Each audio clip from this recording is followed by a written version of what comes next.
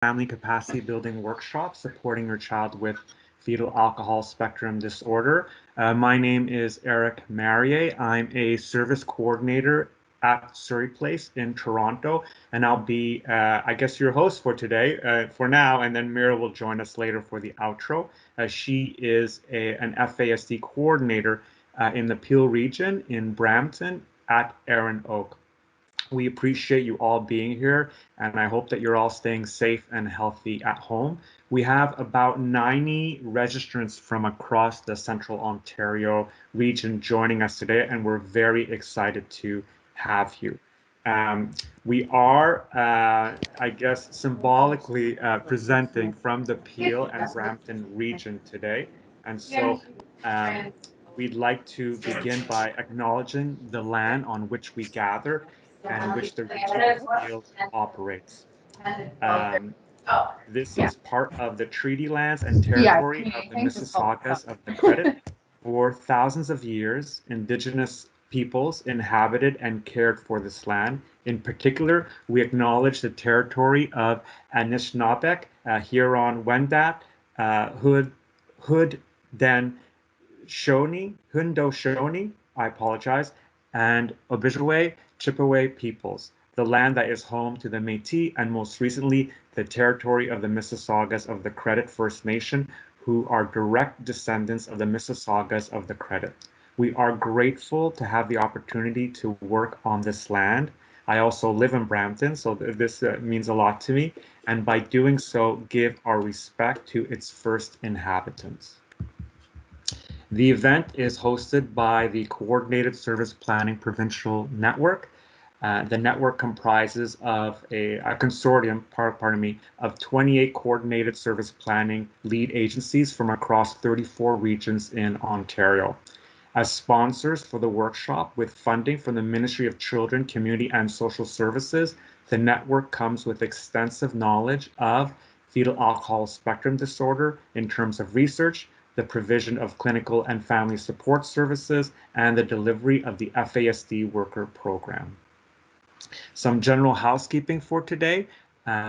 This presentation is about 2 hours and a half long. We sometimes go over maybe 5 minutes. We do not have an intermission today. At two different points in this workshop, you'll be asked to join a virtual breakout session to participate in an activity and discussion. You'll be given instructions on how to do this during those times. Just to give you some preparation, you really don't have to do anything during these breakout activities. Mariana, who's our web host today, will virtually pull you from the main room and randomly place you inside a smaller breakout room where there'll be a host who will introduce themselves, and they'll start the conversation. They'll facilitate the conversation during those two activities. You don't have to touch your computer at any time. When that activity is over, you'll be automatically placed back into the main room. So please do not leave. Don't press the leave button during those activities because you'll be kicked out of the whole presentation. So really nothing to do there. Everything will be done automatically. And throughout today's workshop, the presenters will provide an opportunity to ask questions. So if you have a question, we ask that you type it into the chat box. And when you submit your question, you can let us know if you'd like a particular presenter to answer that question. So please name the presenter that you'd like the question geared toward. So we may not have enough time to answer every question today. This workshop is jam-packed. It's busting at the seams. We wanted to include as much information as possible in 2.5 hours. And really, we're just scratching the surface today with what FASD is and how it manifests itself in our lives. But if the case is that we don't get your question today, you can send it to my email address, which I'll provide in the chat closer toward the end of the workshop. The event is being recorded, so please turn off your camera if you do not wish to be seen on the recording. And please mute your microphone while the presentation is in progress. And use the chat for questions and comments and for any technical difficulties as well. Put those in the chat and Mariana, our web producer, will answer those directly. So we're here to help. Please reach out if you have any questions during the event. We have other presenters joining me today. Myself, I'm Eric Marier. Again, I'm a service coordinator at Surrey Place in Toronto. And presenting along with me today is Ginny Fazari, who is an FASD consultant with the Reach Out Center for Kids, ROC, in Hamilton. As well, monitoring our Q&A chat today is Tara Leskey, who is an FASD coordinator with Dufferin Child and Family Services. And helping us during our breakout activities is Jennie Hilts, who will be one of the hosts, and she is an FASD coordinator with Dufferin Child and Family Services as well. And we also have Madeline Dunn, who is an FASD Key Services and Support Coordinator for Katulpa Community Support Services in Barrie. Okay, that was a mouthful. So let's get started. So we'll get started with myself. I hope you can all see my screen today. And over to presenter mode. Okay, here we go. So welcome to Supporting Your Child with Fetal Alcohol Spectrum Disorder, a workshop for families. There's a lot of information, again, today in this presentation, and some of the language may be clinical. When we developed this workshop, we tried to take all that language out, but sometimes it sneaks up on a few of our slides, especially for quoting someone. So if you have any questions about the terminology, please do not hesitate to ask in the chat. So our learning objectives today, we have three. The first is learning how to best identify how your child's strengths can accommodate them during challenges. The next is learning to assess when advocacy is required for your child. And the third is learning to detect when to involve your child in solving challenges. You'll see these letters are they look like M&Ms. These colored letters appeared today throughout our presentation on our slides. And what we're doing is whenever we talk about a certain strategy or a certain accommodation, and you see that little colored letter like the green S or the yellow A, we're really tying back those strategies and those accommodations back to these learning objectives, right? We're tying it back to strengths, we're tying it back to advocacy, and we're tying it back to your child's participation in accommodations. So one thing we want to say from the top, and it's probably the most important idea that we want to bring across to you today, and that is to stay connected with your child. Especially during COVID, we got to spend a lot of time, some of us got to spend a lot of time with our children, and we got to spend some times that were very meaningful because we were going through something together, right? This big historical event. And some of the times may have been tough, but some of the times may have been very good, right? We may have not experienced some of those moments with our children had we not gone through this big challenge that we've gone through this past year. So it's important to enjoy and to remark when times are good and to be in the moment with them during those times. Savor those moments. These are the times, to build that foundation of trust and support between you and your child. So as much as possible, sometimes it's not always possible to take these long breaks with our children, especially if we're working from home. But as much as possible, take the time to take those short breaks together during the day to engage in enjoyable activities, right? Become detectives together, hopefully, to look for some of the causes and challenges for some of the challenges and behaviors that you're experiencing together day to day, and work together to come up with what kind of support your child may need during those moments. Your relationship with your child is more important than getting the math homework done. It's really a foundation on which to build problem solving. And as much as possible, we want to encourage caregivers, encourage parents to problem solve together with your child, and to always take the opportunity to ask your child if they have any ideas that might help with some of their struggles. Become detectives together. This is a theme that we'll have throughout our presentation together, is this theme of being detectives, this theme of trying to look for some of the causes, for the challenges, for the behaviors, for the struggles that we face day to day, and how we can work together to solve those problems. Dr. Ross Green, who I think probably a lot of you already know, he wrote the book The Explosive Child. And he says challenging behavior occurs when expectations being placed on a child or teen exceed that child or youth's capacity to respond adaptively. So what he's saying here is we see behaviors, we see tantrums when kids aren't able to cope in a certain situation that they currently find themselves in. It's kind of like they've short-circuited. And it could be that it's a way to express the best way they can express their frustration with what's happening right now. But what's happening right now, they may not have the skills to either meet a certain expectation being placed on them, or they may not have the skill to cope with that stress that's being placed on them. So what Dr. Ross Green is saying is some children and teens are lacking the skills to handle certain demands and expectations. And we see that a lot too with our kiddos because they tend to be a bit more dismature, not as mature as other kids their age. So they tend not to cope with stress as well as other kids their age. And there's many reasons for that. One of them is that dismaturity that we see. Dr. Ross Green says the goal is to help kids and their caregivers, their parents, solve those problems, what he calls lagging skills, rather than using that traditional model of parenting where we try and modify our kids' behavior through the application of rewards and punishments.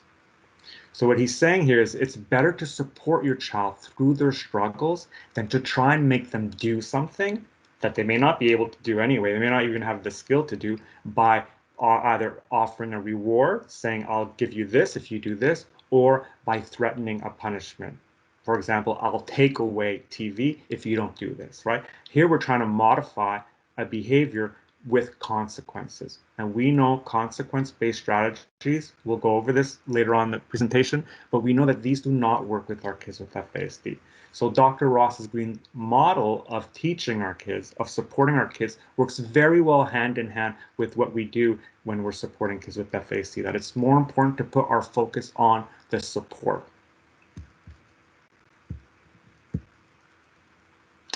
We speak up often when our kids are doing something wrong to correct them. And really, our heart's in the right place when we do that.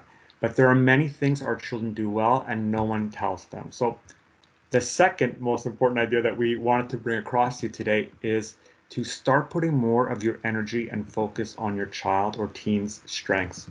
Placing all our attention all the time on what our child or youth does wrong limits their potential and it really negates their strengths. It's an attempt to correct, so our heart is in the right place when we do this, but it doesn't tell your child what to do. And it really builds on nothing. We're not really teaching anything in those moments. So instead, we encourage parents to be strengths focused, to celebrate your child's successes. It'll make it easier for them to recognize something as a success as well, and it'll build self-confidence, right? They may not know that something's a strength because no one's told them that it was a strength. No one's given them a trophy for it as a strength, right? We give kids trophies for being the fastest runner, for doing all these things, but we don't often label our children's strengths properly or celebrate our children's strengths properly, and so they don't see them as strengths. So focus on your child's strengths when talking to them. They need to know what their strengths are to build confidence. And also as they get older, when they're talking to teachers, when they're talking to employers especially, right? Employers can play to your youth or your young adult strengths if they know what those strengths are. And someone needs to advocate those strengths to that employer. Who better than the person themselves, right? So we need to teach our kids what their strengths are. We need by labeling them as strengths. And once they, know that they have all these strengths, that they've been labeled for them in conversation, they'll likely try new things, right? They'll be more motivated. They'll have more self-confidence. A way to build on strengths is to start to take an interest in their interests, validate their interests by talking about the things they're interested in. I know I've watched hours of horrible TV just so I can keep up with what my kids were interested in, right? I played video games with them. I've looked at apps, and this is all in, the goal. It's all in the goal of trying to connect with them, but also to start taking an interest in what they're interested in, because some of these interests do become strengths, especially with our support. And we want to tell the teachers, we want to tell the educational assistants, the coaches, of what our kids are interested in, of what our children have strengths in. A good way to do this, especially for younger kids, is to provide your teacher, you may have already done this, or the school staff, with an all about me sheet. And this lists the kinds of things your child's interested in, what they're good at, and it just tells them a whole bunch of stuff that may help that teacher better interact with your child. The All About Me sheet is found in the resource list that we've developed for this workshop. We'll give you the link for that resource list at the end of this workshop. So your child, your team does great stuff all the time. So we need to recognize and compliment those successes. I'm like a broken record here, but we really want to drive this home. And so we're asking you again to be a detective, be a strengths detective, and keep a strengths inventory, a list of what your child does well, a list of what your child is currently interested in. You may keep this inventory maybe in the journal where you keep other information about your child's services or who you've contacted regarding your child's services, keep it all in one place. And this is a good way to keep that strengths inventory updated, and also changing it as your child moves to a new stage, like moving to a new school. So what are your child's strengths? Maybe your child works hard. Maybe your child is the kind of learner that learns by doing. They're a hands-on learner. Or maybe they won't quit until they're finished something. Maybe you've sent your daughter out to shovel the driveway, and then it's dinner time, you call her in, but she won't come in until she's done shoveling that driveway. That's a strength. Maybe they're often in the moment and they enjoy activities to the fullest, and that spills over, and you start to enjoy those activities more in the moment. That's a strength. That's someone who's really nice to be around, right? That's someone like that is very engaging. Maybe they're a great public speaker. Sorry, they're captivating. They're funny when they tell stories, and we think, wow, they're just a show off. They're just a showboat. Well, talking in front of a large audience and keeping them engaged, that's a strength. Not a lot of people can do that. Maybe they're strong visual learners. They learn better by seeing someone do it, or having maybe having instructions maybe delivered visually and not necessarily verbally. Maybe they're creative, right? They have that creative spark in group projects that gets that project rolling. They might need support with other steps in that, big project, but just to get things started, they might be that person that just gets the ball rolling with a great idea. That's a strength. Maybe they easily make new friends. From the time they were 2 years old, they'd walk into a park, and she'd meet another little girl her age, and within 30 seconds, they're holding hands, walking down a path together, and no words were exchanged. Right? That's a strength. And maybe they're amazing with computers, and they're showing you how to use programs, and they're letting you know how to turn off your computer or turn it on. That's a strength. We take it for granted. We think, oh, this generation is just born with that. No, no, no. They have to learn that, and it's a strength.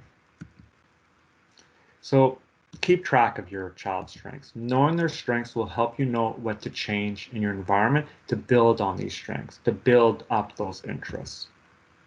It also helps you become a more effective advocate, because then you're able to share that information, those strengths, because you know them, your child knows them, and you're able to share them with other adults in your child's life on how to arrange your own environments to successfully interact with your child. And also, it can help you with strategies and can help you with accommodations to challenges, because the hope is we're going to be using some of these strengths to help them in accommodations to certain challenges that they may have.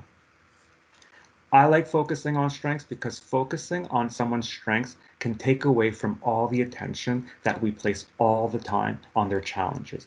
Maybe your child has a lot of trouble at school. Maybe you have a youth right now that's just starting to become, involved with the law, and they have trouble with the law. And this is becoming a big bubble in their life, and it's just growing, and it's kind of becoming their life, is all these struggles, is all these problems. And they start to see life through that bubble of challenges, of struggles. What we do when we start focusing on some of their interests, we're not, running away from their challenges. We're still addressing those, but we're also increasing that other area of their life, right? There's another area of their life that can be very positive, things that they're interested in, things that they have strengths and activities that we do together. And that could be a whole other area of their life that starts to grow, because we want more areas in their life besides those struggles that we always focus on, right? And we're not running away from those struggles. We're still addressing those struggles, but we're also paying attention to all those other areas of their life. And when we do this, as a result, they may start to see themselves differently. They may start to see themselves as less of a problem, because they're not a problem. The problem is the challenges that they're having because of their diagnosis. But they're not the problem. And when we open up all these different areas of their lives, they can see that, right? That this area that's kind of negative and kind of, that struggle part, that's an area where I'm building, right? I'm building up strengths, I'm building up maybe different strategies, but it's not my life. And as a result, when we start to place interest in, or more focus on, different areas of their life, they might start to place an interest in more positive areas as well, like developing a skill, like maybe looking for a part-time job, or increasing some of their skills during a volunteer role somewhere. And they can leverage some of these strengths, some of these interests in other environments, like school, like work. When your child is young, sometimes they may want to do things with you as well, right? Like doing the groceries, doing maybe even helping you take care of the lawn. If they like to do a task with you, like doing the groceries, do more of these kinds of things, more of these kinds of activities with them. These activities will build confidence. They'll start to see themselves as contributing to the family more and more. They'll start to see themselves as a bit more important within your family. And they'll start to have more and more positive experiences, because they may not be getting a lot of these positive experiences outside the home, right, in other environments. And they too are not enjoying or benefiting from repeated tantrums or conflicts that they may have with you or with others. They would rather have these positive experiences, and they would rather have them with you. So involve your child using their strengths, using their interests. If they like to be outside or active, involve them in shoveling, in raking. These activities may not seem fun to us, but to an 8-year-old, being able to hold, the big person shovel or the rake, they might start to feel a bit more like a contributor to the family. They might start to see themselves differently. If they like to be helpful, have them take out the garbage. If they like computers, phones, have them find out some information for you, like the weather or store hours, or what the new Netflix show, when that's being released.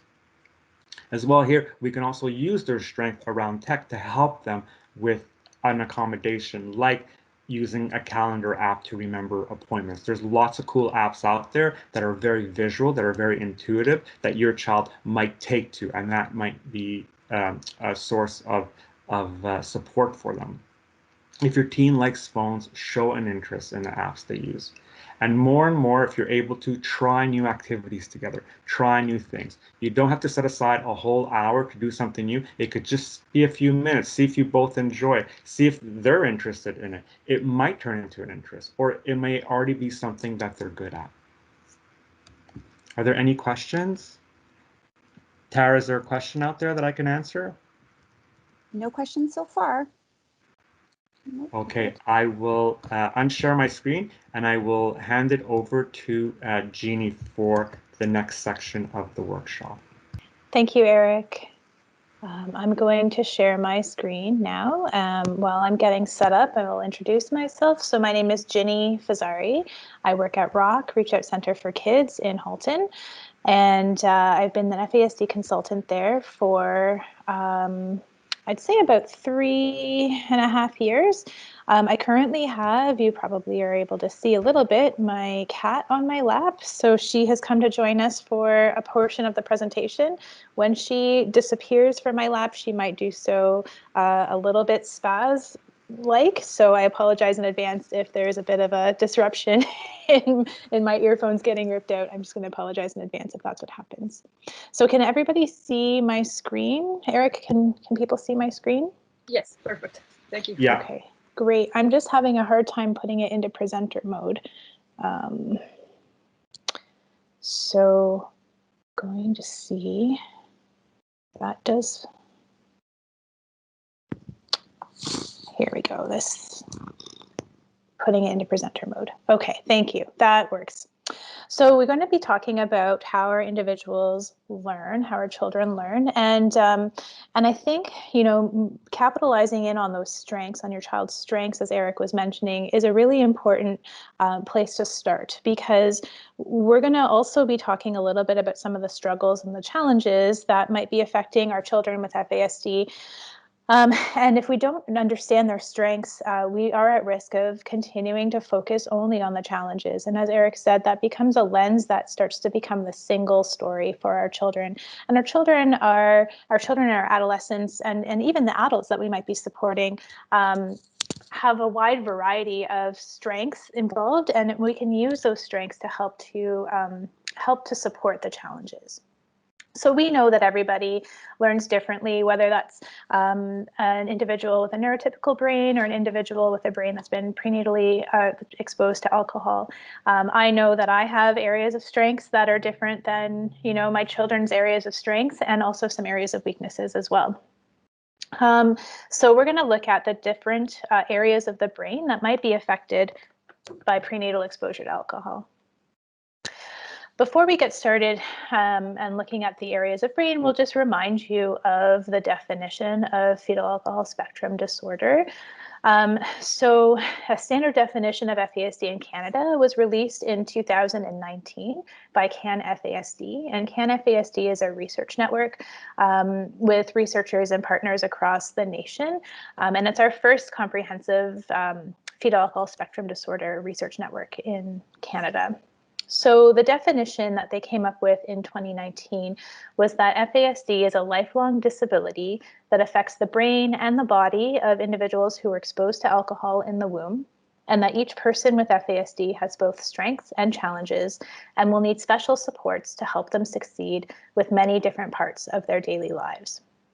And for those of you who may not have already heard of some of this the research around the body impacts, the physical impacts of prenatal exposure, that's something that's fairly new that's been coming up. 3 adults with FASD in a couple of years ago got together at the International FASD conference in Vancouver, and were having a conversation about some of the physical health issues that they were experiencing, and that spurred this conversation spurred them to do a survey of a bunch of adults with FASD to see if that's something that was common to the population. And it turns out that these are individuals who tend to have a higher rate of physical health problems at an earlier age than the general population. So that information is available if you wanted to look that up on CAN-FASD. But that's just another thing to think about, is as we're going through the 10 different brain domains that are affected by prenatal exposure, what we're not talking about today is some of the physical health impacts that might be going on for our children and our youth. And so there might be pain or discomfort or other things going on physically for our individuals that they might not be able to talk about, because it's just stuff that's been there since they were born and they don't know it's not supposed to be. So that's just a thing to think about as we're going through the brain functions as well. So when we look at the different brain domains, or the different areas of the brain that can be affected by prenatal exposure to alcohol, here's what they look like. And we'll be going through each of these individually in the next few slides, but I'll just go over them quickly right now. So we have academic achievement, we have attention, cognition, language, memory, neuroanatomy and neurophysiology, executive functioning, adaptive functioning, motor skills, and affect regulation. So your child may be affected by differences in some of these brain domains, and they may be affecting your child's daily living. But not everyone with FASD has the same brain functions that are affected. And we know that in the course of assessment, having 3 or more brain domains that are significantly impacted may lead to a diagnosis of FASD. Because not everyone has the same brain domains that are impacted, we can see that that's part of how we would see a variety of profiles. So those of us who are parenting multiple children with FASD, or who have or who are around supporting multiple children with FASD, know that the profiles can look very different for each individual. And in fact, one of the sayings that I hear frequently is that if you've met one individual with an FASD, you've met one individual with an FASD. And you could see how if you have an individual where they're Their areas of challenge include cognition and language and motor skills. That profile might look very different from someone who's struggling with affect regulation and attention and language and memory and executive function skills. So we've broken down these 10 brain domains into 4 different categories, just to help organize them in a way that might be a little bit more meaningful to families. So the 4 categories would be control, or behavioral and emotional control, thinking, daily life, and physical. And we'll go through all 10 of these brain domains now and see how they might be affecting your child's life. So in the behavioral and emotional control category, the first one that we would look at would be attention. And attention tends to be the first sort of behavioral symptom that comes to the attention of the adults that are supporting our children. These are individuals that sometimes are easily distracted.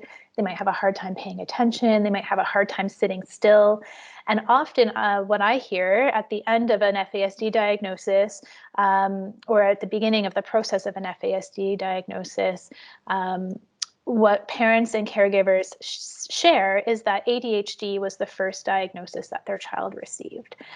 So attention and hyperactivity, those tend to be symptoms that get noticed pretty quickly because it makes our children stand out from their same age peers at even an early age. The next domain that would be under the behavioral and emotional control section or category would be affect regulation. So this has to do with having a hard time controlling and adjusting our emotions. And that can be both on the positive end of the spectrum or the negative end of the spectrum. So these are individuals who often can get really, really, really excited when they're happy, or really, really, really upset when they're unhappy. Or they might have the opposite experience where you don't see much affect at all. So in a time when you would expect your child to be excited about something, they might seem a little bit nonplussed or blasé about it. Or in in a time when you might expect your child to be quite upset by something, they might just sort of not, it might look like it's not registering. So what that has to do with their ability to control and adjust their emotions to the situation at hand. And that can be an area of challenge. A third area of struggle under the control category would be executive functioning. And executive functioning, we rely on in so many areas of our life. So we might see children and adolescents and adults who have a hard time with problem solving and planning and organization, sequencing, inhibiting, getting started, knowing where to start.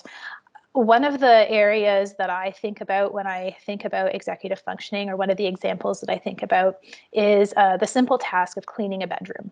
And when I think about cleaning a bedroom, I talk to a lot of parents who say, my child knows how to clean their bedroom, and my child knows what their bedroom should look like when it's clean.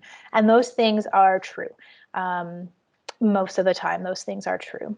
What ends up happening, though, is sometimes when children are sent to go clean their room, that tends to be the instruction that's being given. So please go clean your room. And the child goes with all positive intentions of cleaning their bedroom. And they go in their bedroom.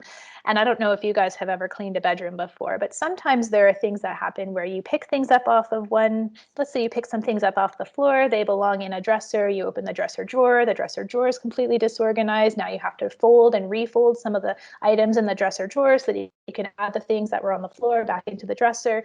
It's not a very linear task. There's all of these starts and stops.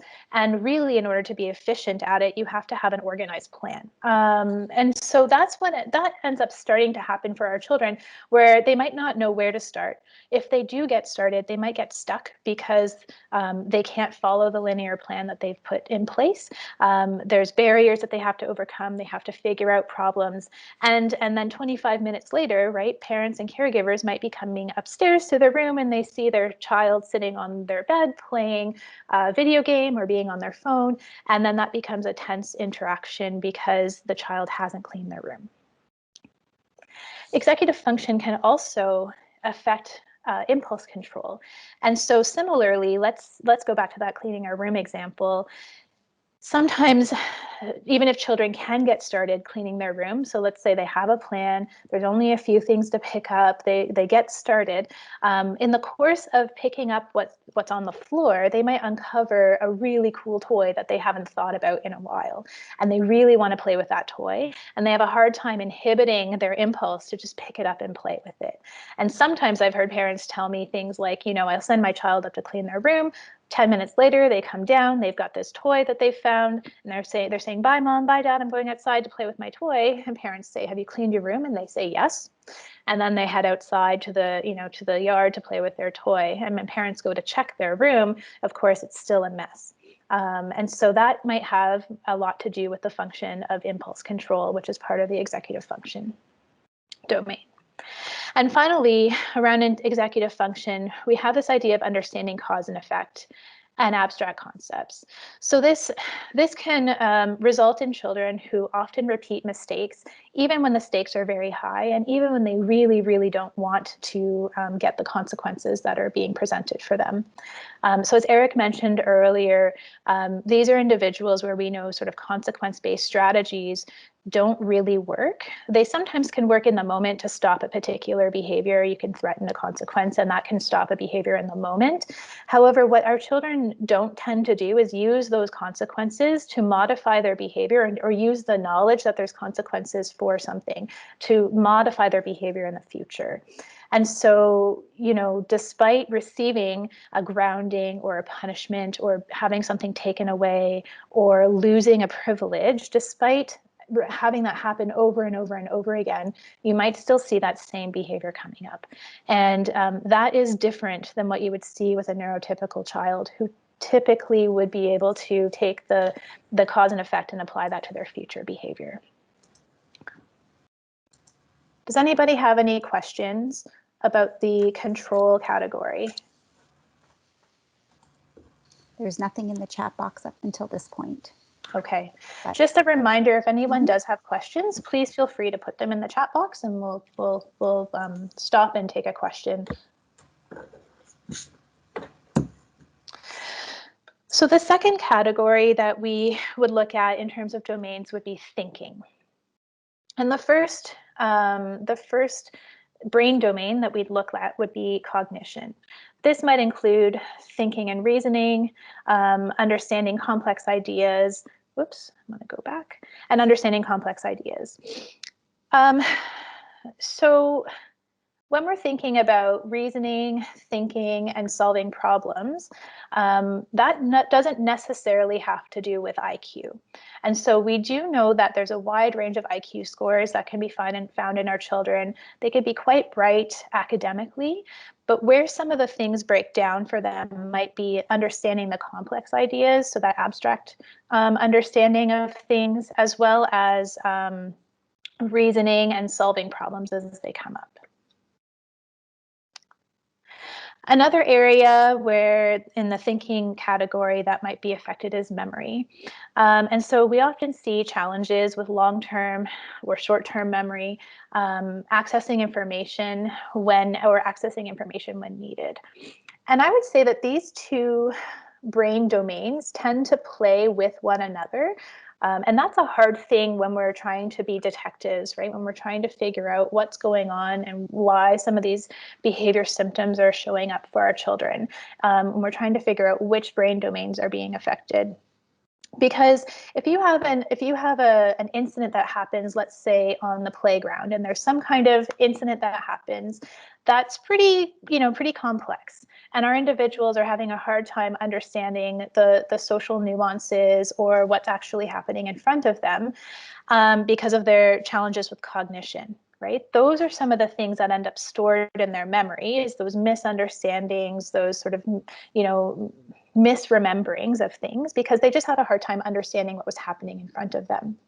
And then later on, when they're being asked to explain what happened on the recess field, their memory might be challenged for them as well. So although they might have stored some misunderstandings about what happened, they might also have a hard time accessing that misunderstanding when they need to, right? So they might be pulling out some information that's incorrect because of how they understood it, or they might be pulling out information that's incorrect because they're having a hard time accessing it.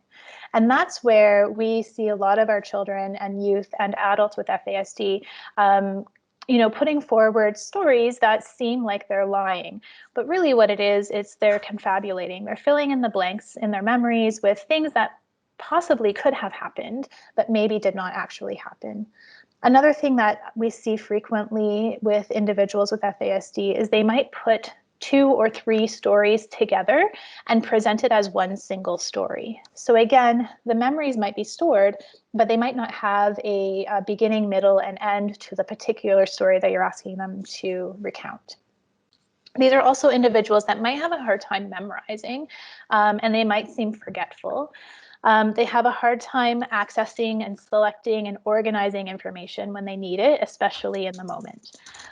Sometimes we have parents that talk about their children's long-term memory being extremely solid. So they might remember, details from early life in great detail, but their short-term memory could be impaired. So they might have a hard time remembering what they had for dinner yesterday or what their homework assignment was, but they can remember something that happened when they were 3 years old in excruciating detail. So another area in the thinking category would be language. And what we see is that oftentimes there's a difficulty understanding language and or expressing themselves.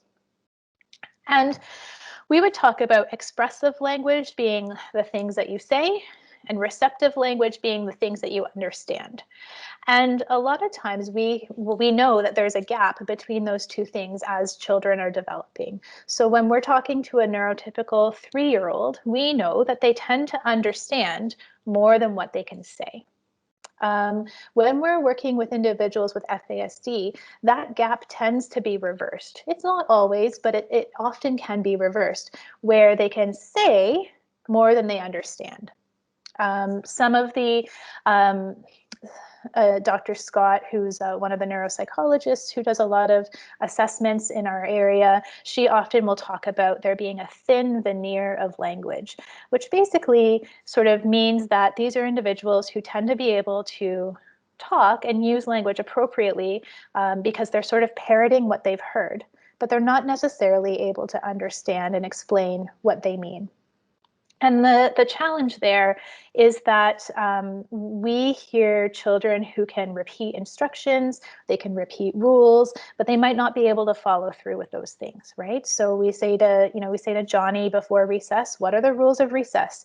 Keep your hands to yourself, don't touch the ball, use nice words. And then Johnny goes outside and pushes the boy and throws the ball over the fence and tells him off, right? And then we bring Johnny back in to debrief and we say, what were the rules of recess? And he can tell you, but he can't use that information when he needs it. They also might speak really well, but not fully grasp the meaning of what they're saying. And so when we hear individuals who speak to us with that higher level of language, or they're talking to us in paragraphs, we sort of feel like that's the same level that they understand as well. And so we tend to talk back to them at that same level of language with the same length of paragraphs. And so these are individuals, again, who might misunderstand because we might be talking to them in language that's more complex or that's more abstract. So we might be using figures of speech or just abstract language that they're having a hard time understanding. And again, if there's a challenge in their cognition, we can see how that plays into the language stuff as well. So we might be asking them to understand things that are more complex than what they can understand, and then store that information in their memory and use it for later, which might also be another area of impairment. So you can see how these three, language, cognition, memory, those three areas play off one another. And so it's not just like, if you have a challenge in the three areas here that they're separate and unique from one another. They all interact together. So another category that we've separated our brain domains into is daily life. So the first one would be academic achievement. So these are individuals who might have a hard time in school with reading or math or abstract concepts. And again, you're going to see the word abstract coming up quite a bit, because that is really a challenging thing for many of our children and youth and adults with FASD. Concrete things work really well. It makes a lot of sense. You can see it, you can feel it, you can hear it, you can taste it, you can touch it. It's concrete. Abstract is that stuff that, you just can't always make sense of. And those are areas, where they have to maybe put themselves in someone else's shoes during a reading assignment, right? What are the themes of this novel? That's a pretty abstract question, but it's a very common question once you hit secondary level. And those are areas which you might see some struggle with our children and youth with FASD. Adaptive behavior is another area. So adaptive behavior involves things like social skills, social communication. It's really the things that you need to sort of be to be an adult, a functional adult, right, in our society. It might involve things like personal boundaries, social cues. So these are individuals that might not understand personal boundaries. They might be too close to, they might be talking too close to an individual. They might be touchy, well beyond what you would expect a child to sort of use their hands to touch other folks. And they might have a hard time reading social cues. They might also be socially vulnerable and easily taken advantage of by other individuals. So, our children, because of the dysmaturity, they tend to not get along so well with their same age peers, but they get along much better with younger or older peers. And if their peers tend to be older, because they sort of are accepting and they're cool, and our children want to be around that group of individuals, those older peers might take advantage of our children because of their helpful and giving and generous nature. They also have a hard time seeing things from another person's perspective. We would call that theory of mind, and it's just really having a hard time. It comes across as lack of empathy, but it's not a lack of empathy. It's really just having a hard time putting yourself in someone else's shoes, putting themselves in someone else's shoes, and taking on their perspective.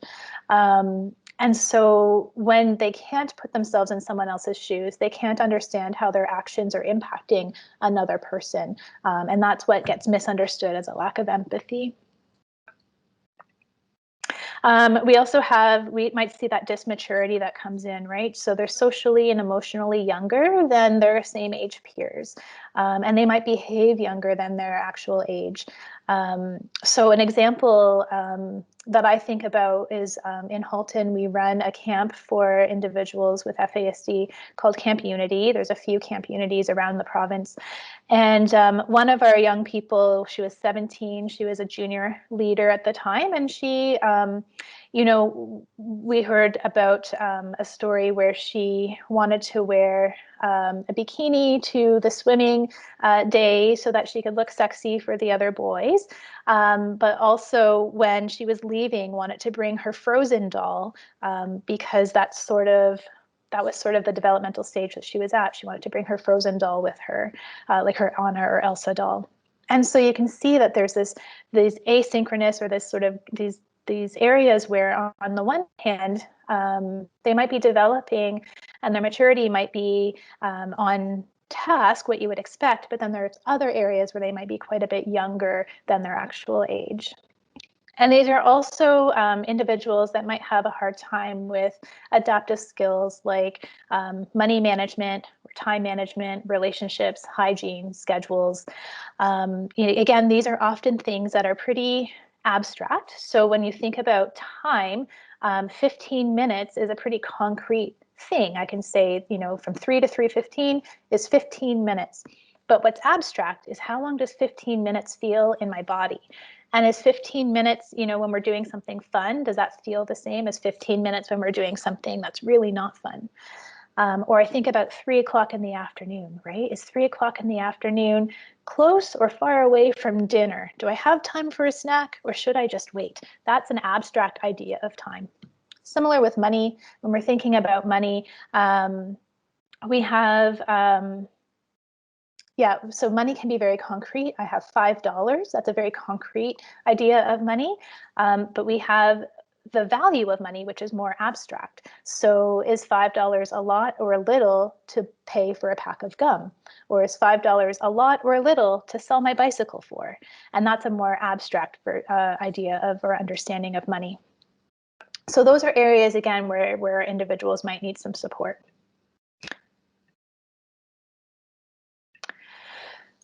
The next category that we'll talk about is the physical category. And so in these areas, we have neuroanatomy and neurophysiology, which is brain structure and function. And so these are individuals that, these are things that are generally assessed by a physician in the course of an FASD diagnosis. So that might mean that our individuals might have a smaller head, a smaller brain size, they might have a seizure disorder or abnormal findings on a scan that are consistent with prenatal alcohol exposure. And the other area would be motor skills, and that might be things that are assessed by an OT, an occupational therapist, in the course of an assessment. And that might be looking at difficulties with balance, with strength, endurance, coordination, reflexes, and muscle tone. So that might be some of the large motor skills, or there might be difficulties with printing, using pencils, scissors, more of those fine motor skills. There might also be some sensory issues, and these occur outside of those 10 domains. So the 10 domains that we just talked about are what they use, what is used for an assessment in terms of a diagnosis. But beyond that, there are some other common challenges that we see with individuals with FASD, including sensory issues. So these are, your child might have some difficulty responding to some of the different types of sensory input, or they might have difficulty responding to too much sensory input coming at them all at once. We know that we process information through all of our senses, and something that I've heard from some of the adults with FASD who do some public speaking. I think of CJ Leskey for one. She talks about this idea of having a hard time filtering out what's important and what isn't important. So although we are processing information through all of our senses, we're also filtering out the things that are not important. And so what's described by a lot of the adults with FASD who talk about their experience is that they can't filter those things out. So they're feeling and seeing and hearing and tasting and smelling all of the inputs at the same rate. Sometimes we have individuals who are undersensitive to the sensory inputs as well, and those might be in individuals who tend to be a little bit more touchy, who really like tight hugs, who push themselves into things, who lean on things, who benefit from a lot of that heavy work. Right. Okay. So we're going to introduce our first activity for today, and we're going to be going into our breakout sessions to do this in a smaller group. So please remember, there's nothing that you need to do as we're moving into the breakout rooms. Our webmaster will take care of that for you. And again, when it's time to come back to the larger group, you don't need to worry about doing anything either. That's all going to be taken care of automatically. But basically, we're going to be looking at a scenario, and we're going to be detectives. We're going to be acting as detectives and trying to figure out where certain challenges might come from.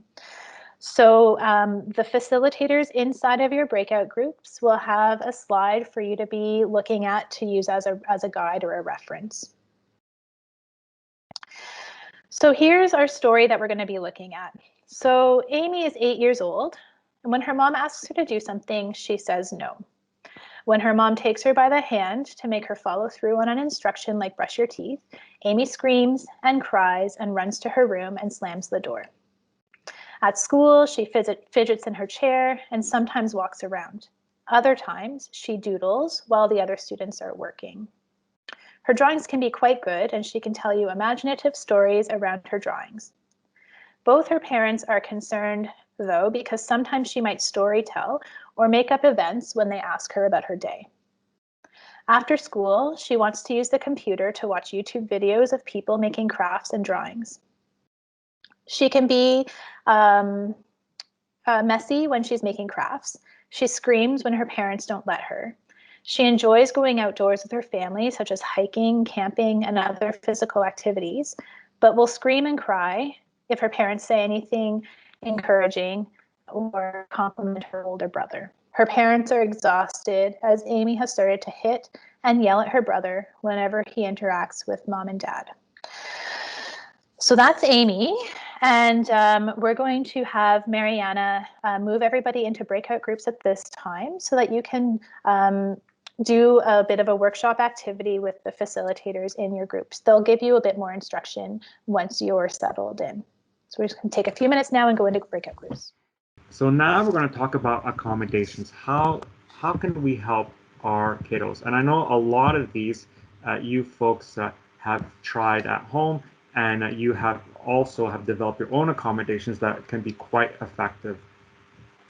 What we'll do when we talk about accommodations, we can't really touch on every single brain domain that we just talked about, but we'll use some of the brain domains that Ginny talked about as launching points to talk about accommodations. So the first brain domain that we'll touch on is language. A lot of these examples Ginny's already touched on, so I'll go through them very quickly, but where we see some struggles in some kids or adults with FASD that have language delays is they may have difficulty with complex, abstract, symbolic language like metaphors, like sarcasm. They may not always understand what's being asked of them. It could be that they didn't understand the words, or see, this is where the brain domains start to overlap. Due to attention, they may have only picked up a few words. Due to processing delays, they may have only picked up a few words as well, right? And as well, due to processing delays, sometimes it takes a while to process what the words mean. And a child with FASD may have processed the words after a period of time has gone by, but the person talking to them has already moved on to something else, right? So there's that disconnect in communication. There's that disconnect in interaction when that happens. And also they may fail to follow through on what's something that they agreed to do, right? The expectation was that they answer yes when someone opens their mouth, but they haven't processed that instruction yet. Or they may not have understood the words, right? They didn't understand the instruction. Or due to memory impairment, another brain domain, they may have forgotten the instruction. So you could see with language, there could be a lot of areas where an individual is having some challenges. So how can we help? So with our younger kiddos, we always tell parents that when you're delivering instruction, make sure you have the child's attention. So because you are competing with lots of other sensory information coming at your child at once. And like Jeannie said with that adult, CJ Leskey, it's hard to filter sometimes when you have FASD, filter all that information coming at you and focusing on what's important or what everyone else wants you to focus on, right? And what they deem as important. So when someone delivers an instruction to someone with FASD, they're competing with a whole bunch of other sensory things going on in that environment. So when you deliver an instruction, you should be trying to get the person's attention first. So no delivering instructions when you're in another room. It's better to, especially with our younger kiddos, to make eye contact first and also to say their name first, especially in group settings such as a classroom. So it helps if the kid, if you have a child with the diagnosis in your classroom, if they're sitting closer to the teacher, so that the teacher always has an opportunity to make eye contact with that kiddo for a few seconds as that teacher is delivering the instruction to the whole group. It helps the child focus on you and also to what you're saying. Remember, they're not always able to filter through all the stuff coming at them at once. And say what you mean. Jeannie talked a lot about abstract concepts, abstract thoughts. We want to keep everything very concrete. So use concrete language, no guesswork, no hints. And state exactly what to do when you're delivering an instruction. Avoid focusing on what you don't want. So instead of saying things like don't run, replace it with walk. Or avoiding abstract broad instructions as well. So instead of saying something like go clean your room, it's very, very broad instruction. Instead, make it very specific, like pick up 3 books and put it on your shelf. And they may need to be shown what to do as they're being told what to do, right? So you may need to go into their room with them and show them how you line up books on the shelf as you're delivering the instruction. Pick up 3 books and line them on the shelf. And over the years, you may have to clean up their room with them, alongside them. They might be the kind of learner that's a hands-on learner, but in order to get support when you're a hands-on learner is to do it along with someone else who does it better, right? You're modeling it with them. So as a parent, you may tell them, go clean your room or pick up 3 books. And you may have to do that alongside them. And then as time goes on, you may have to give them less verbal cues. You may have to give them less reminders. Break everything down to simple pieces, especially with instructions, right? So one instruction at a time. Sometimes we think we're giving one instruction, but there's actually 2 steps in that instruction, right? So be very mindful of what you're asking your child, and to wait. You give one instruction, you wait until they've completed it. Well, you have to wait until they process the information, make sure that they've understood, wait until they complete it before you deliver another instruction. That's a strategy that you would use if your child has difficulty with following through on instructions. And visuals may also help your child, especially around instructions. So again, modeling alongside them for the first few times, or it could be during a length of time, but also providing them sometimes with a visual alongside the verbal instruction. That could be quite helpful. Maybe a strip, you may have seen them in classrooms, or you may have them in your home, a strip of steps for a particular routine that they follow through. And it could be you've shown them how to use a dishwasher, or with your teens, you may have shown them how to use a clothes washer, and asking them, where would this help you, this visual on how to use the machine or how to go about this instruction that would help you in a way that you could refer back to it when you're following through on the instruction. There's some great websites that provide these visual engines, so you could build some of these visual strips. One of them is connectability.ca. We will have a link at the end of the presentation for a resource list, and that resource, along with other visual engines, are listed in that guide. So if your child is a strong visual learner, this might be a really, really good support for them. So give them time to process. We know individuals with FASD may process information, especially auditory information, at a different pace than we do. So to us, it feels instantaneous. We hear a word, it goes through our ear, it travels, there's some travel time, it goes through a language part of the brain that translates the word into meaning that's relevant to you. This feels instantaneous to us, but to someone with FASD, there might be a delay in that travel time. We don't know what that feels like for them because we don't go through that. But if you feel that your child has a hard time or needs time to process information, make sure that you give them that time, right? You give them an instruction, and then they may not jump to right away because they may need time to process it. So give them as much time as they need. And we'll go over some other accommodations around missed instructions or misunderstood instructions, because there's other brain domains that are involved in some of those situations. Eric, go ahead. Can you repeat the website again that you mentioned for visuals? Absolutely. It's called, so it's 2 words together: connect and ability. Connectability.ca. And that resource is listed in the resource list that we'll provide you the link. We have a section on visual engines, and those are websites where you can create these visuals for free. I'll show you an example in a little bit of what that could look like. Thank you. No worries. Okay, so the next brain domain that we'll talk about is memory. So someone with FASD may, remember, I really want to bring this point across, not everyone with FASD will have different brain domains affected. Not everyone with FASD has the same brain domains affected, right? So memory may not be affected in your child with FASD. Language may not be affected. But we've chosen some of these brain domains because they seem to be to talk about today, because they seem to be the most common ones that we hear about from families. So your child, if they have their memory affected, or there might be some memory challenges, they may have difficulty with things like retrieving information when they need it in the moment, or retaining information, right? They may easily forget things.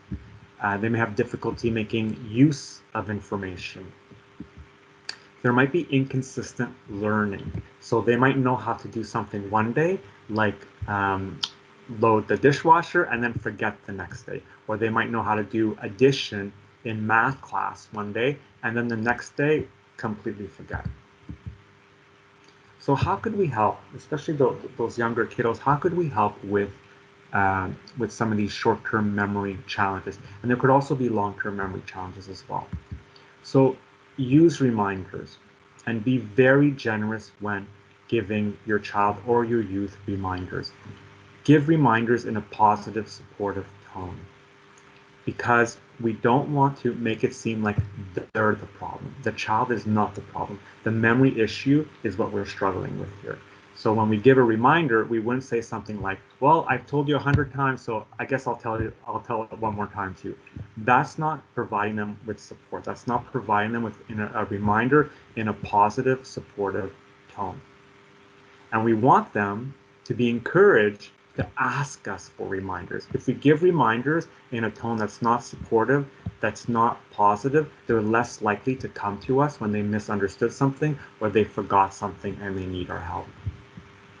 Again, visual reminders can help them around instructions, around routines, right? So here we put that blue P there, and it's just to remind you that this is a good strategy to involve your child.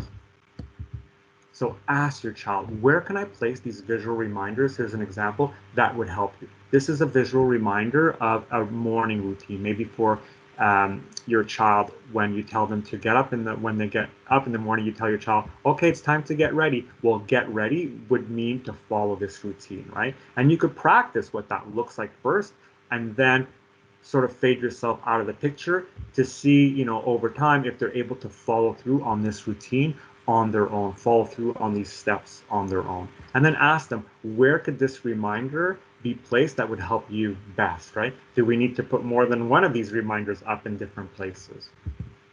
This is another one around getting dressed in the morning, the different steps, what to do first. Ask them if they need your help, right? If you see your child after you've given an instruction, sort of stick around and they've had enough time maybe to process the information, maybe they didn't, and they're just sticking there and they're not moving, ask them if they need your help. They need to know that asking for help is okay. Here, this is a big piece of advocacy. We're teaching our children to become self-advocates when we do that. It's okay to ask for help. They may not ask for help because they may fear that they're going to look stupid because no one else is asking for help right now, right? Everyone else understood, so I should have understood. Well, you didn't, and what would help you best is if you were in an environment where it's okay to ask for help. So advocate to teachers, advocate to coaches to offer an ask for help environment. You may have a teacher who has a rule, I tell you once, and if you didn't hear it, too bad, so sad. Well, that's not going to work for a child with FASD. We want to let them know that it's okay to ask for help. We want them to have the kind of confidence where they're able to ask for help freely when they misunderstood. Think of when you go to a meeting and, who is the person in that meeting that asks for clarification the most? Who is the person in the meeting who asks someone else to repeat themselves because they misunderstood the first time? That person is likely the most confident person at that table.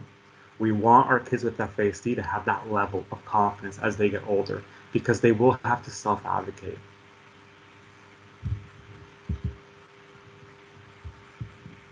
Around teaching skills that sometimes get forgotten, repetition works best, especially if your child is a hands-on learner. They learn through doing, right? They learn through experiencing. So we want to give them as many supported experiences as possible of them doing a task before we expect them to do it on their own.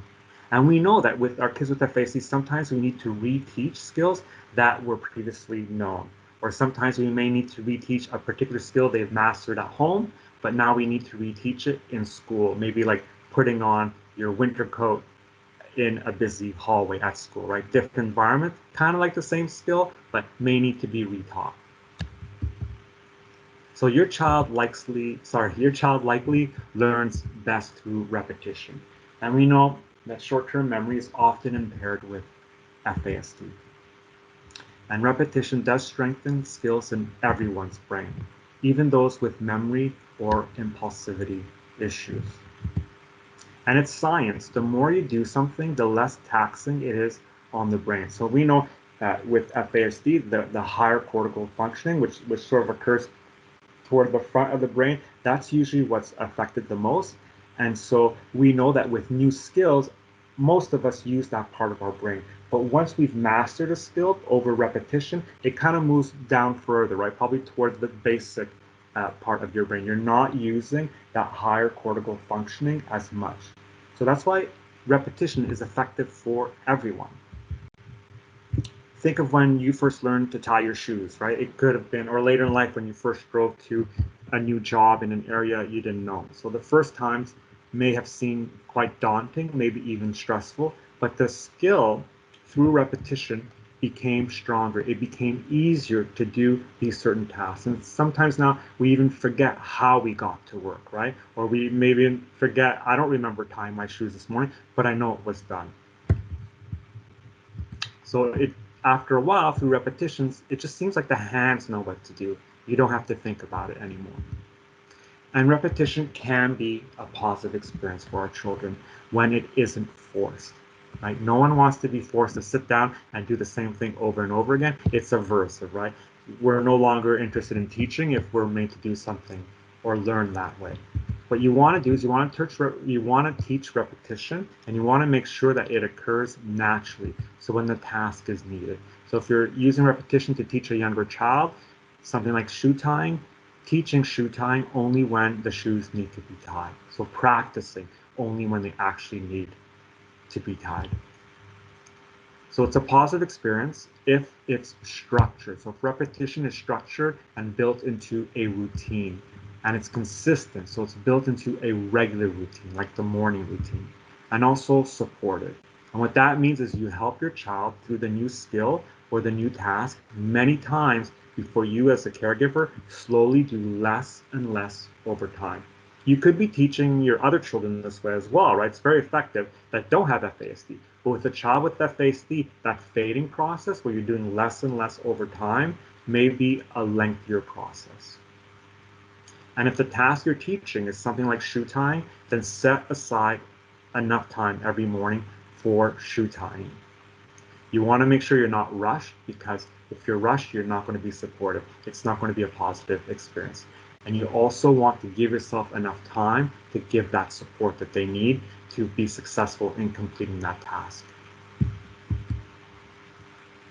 Any questions? Nope, no questions.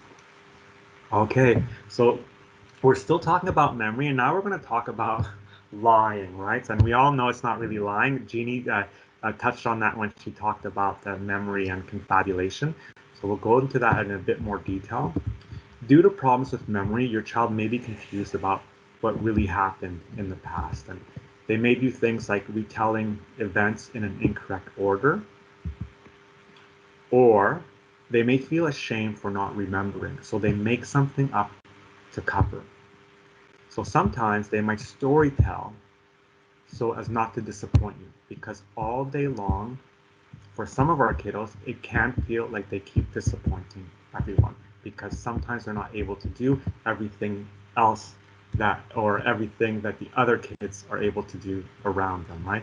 They may feel like they're not always meeting expectations. And so sometimes they might make something up just so that they don't look stupid, or they're covering for not being able to keep up with everyone else, or because of impulsivity issues, they did something in the moment that they now, in the present moment, now regret, right? And so they may make something up so as not to disappoint you. So keep that in mind. It's not because they're being manipulative. Or they may confabulate. So confabulation is when you fill in those pieces that your memory forgets over time.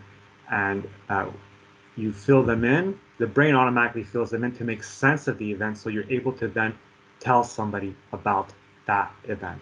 And those missing pieces can be filled in with things that you've imagined, you've heard other people say, you've dreamt about, you've seen on screens. And you could see how someone with FASD who has memory issues, how confabulation can occur quite often. So how can we help with confabulation? So reduce opportunities to confabulate. The more, it's like a skill, the more we repeat something, the stronger it becomes. The more you repeat a certain version of events, the more your brain commits to it. It becomes, that memory solidifies in your brain and it becomes reality, right? So you might, as an example, you might have a child who says, I brush you, it's the evening routine, you say, go brush your teeth.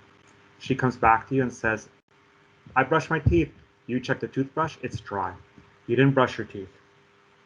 The more she tells you, I brush my teeth, the more the brain is committing to it.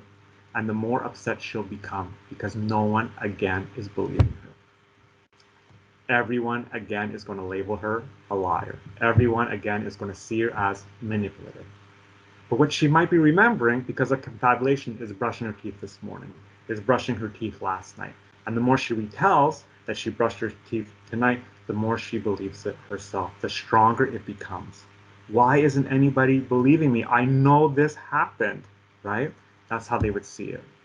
So when we reduce opportunities to confabulate or it's occurring, what we're doing is we're breaking up that cycle, right? We don't want that false memory to sort of solidify itself. We don't want to punish them for, having that, or storytelling or expressing a past event in a certain way. But once we know that it's occurring, then we try and reduce that opportunity for that person to keep repeating that version of events. That's incorrect. So instead of asking if they did something, ask them to show you, right? Show me what you picked up in your room. Just ask what you really need to know. Avoid unnecessary questions. You do this if you know that your child has issues with confabulation. And remember, there could be a processing delay as well, right? So give them as much time to process questions that you ask them, right? So they may need time to actually process what you're really asking them about a particular event before they answer you. And we know that some kiddos will process a question 2 questions later, right? So you may ask them a question and they're processing that question, and over that time you've asked them another question, you've asked them another question. They're now ready to answer that first question. They answer that first question, but you think that's the answer that they're giving to the most current question that you've asked. So you could see for teenagers, when they're being interviewed by authority figures, when they're being asked questions by a police officer, how that can get them in trouble.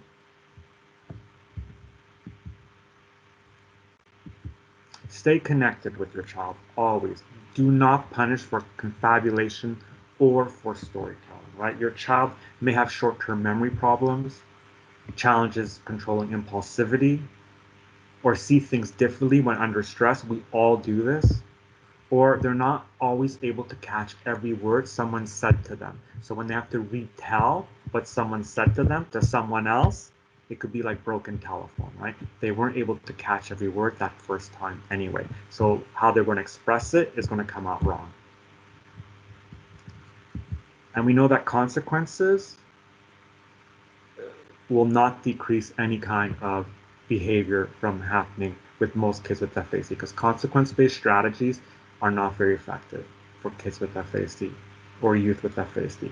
So it will not decrease confabulation. If anything, it'll frustrate your child because they won't know what they're being punished for.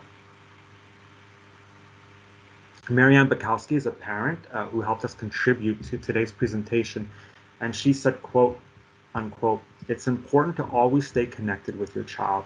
If your child tells you something that is not true, let it go. If there is a concern around safety, follow up with others that were present. Give your child time. In a day or two, they may provide more information that helps you understand what may have actually happened. By letting your child talk to you without you reacting, you let them know that they are safe and can come to you. For the safety of our children, we want them to know that it is safe to share with us and to ask for help or for us to just listen. I have found that my son will share things and it helps him process things, and he often comes to very smart conclusions on his own. So focus on supporting challenges with attention instead. Focus on challenges with memory, supporting maybe challenges with language, or supporting their inability to always control their impulses. Any questions? Nope, no questions so far. Okay, so we'll move on to social skills. When Ginny talked about the brain domains, that falls under, I believe, communication, adaptive skills, and social skills. We kind of shorten it to social skills. Someone with FASD may act younger than same-age peers. This is something we hear a lot from the parents that we work with. And children with FASD may sometimes attempt to gain attention inappropriately or invade peers' boundaries.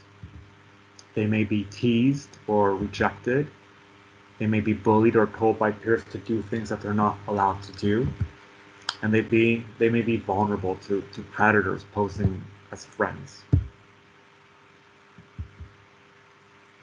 So how can we help? So one thing that you can start doing, is especially with younger kiddos, is starting to show what certain social interactions look like.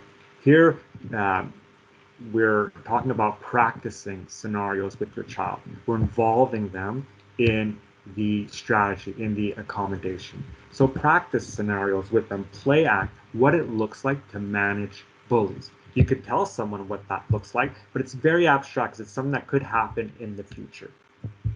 So by play acting, you're putting it more in the moment, and if they're hands-on learners or visual learners, this is a much more effective way of teaching things like social skills.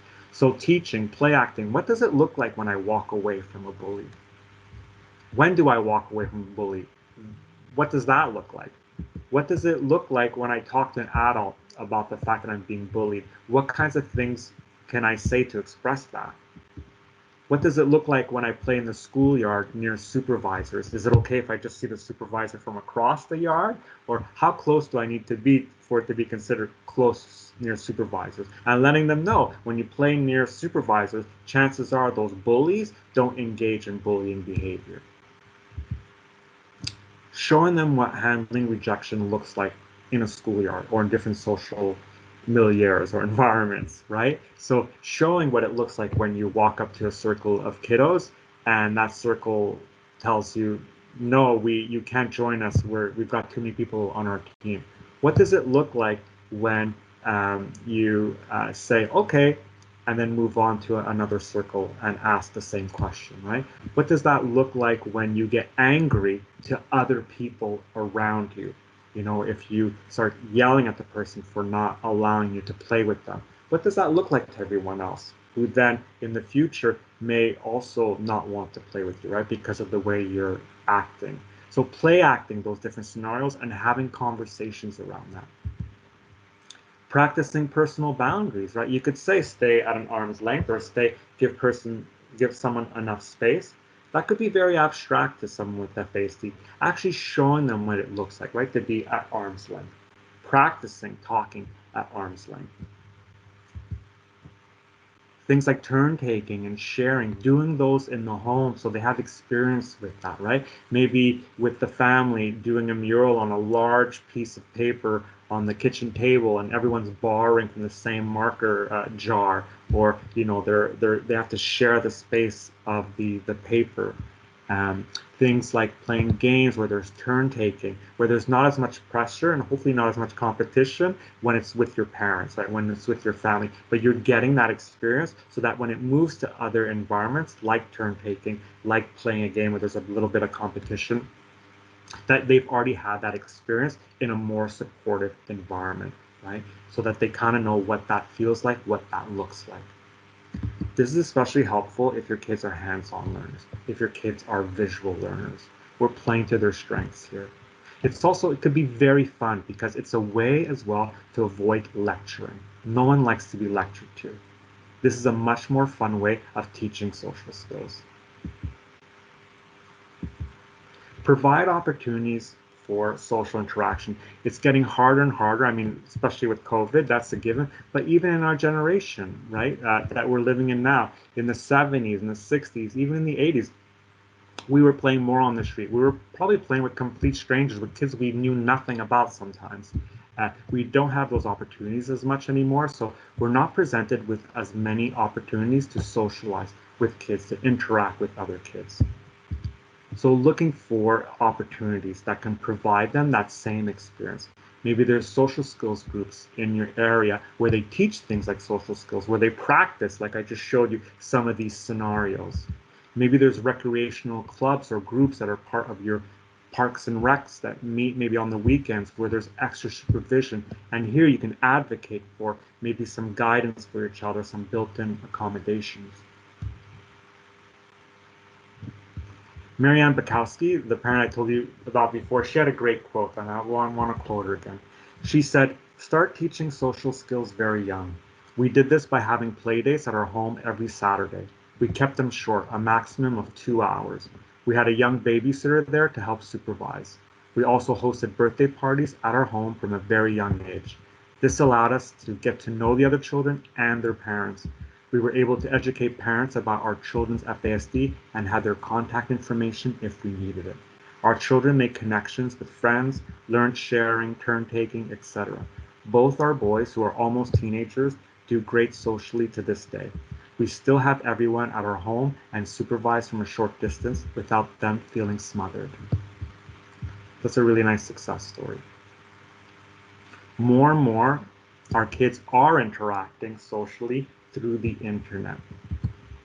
And that could be very problematic for kids with FASD who have difficulty understanding cause and effect, difficulty understanding abstract ideas like the future, like what I do now will affect me in the future. So we have kids engaging in behaviors in the internet in the moment that aren't necessarily going to help them in the future, right? So they might provide explicit pictures on the internet, share them with friends, or they might provide too much information on the internet, or they could be bullied on the internet, or there could be predators preying on them on the internet. So I think one of the overarching strategies for internet use, especially if someone has a FASD and might be a bit developmentally dysmature, is to set up internet use in an open public space in your home. So no internet behind closed doors, no internet in the privacy of your bedroom. And having conversations with them, lots of conversations where they can ask you questions whenever they feel, and letting them know about unsafe people, about friends on the internet, and how people don't always tell the truth on the internet, and that there are predators. Here we're involving them in the strategy, right? We're educating them. Yourself, try and be interested in what they're interested on the internet. Engage with them as they're on the internet if you can. Watch out for signs from so-called friends that there's online bullying occurring. This may end up taking a large part of your day or a lot of energy during your day, but it's worth it. It's more and more, this is how kids are socializing, and more, this is an area that our kids need our support in.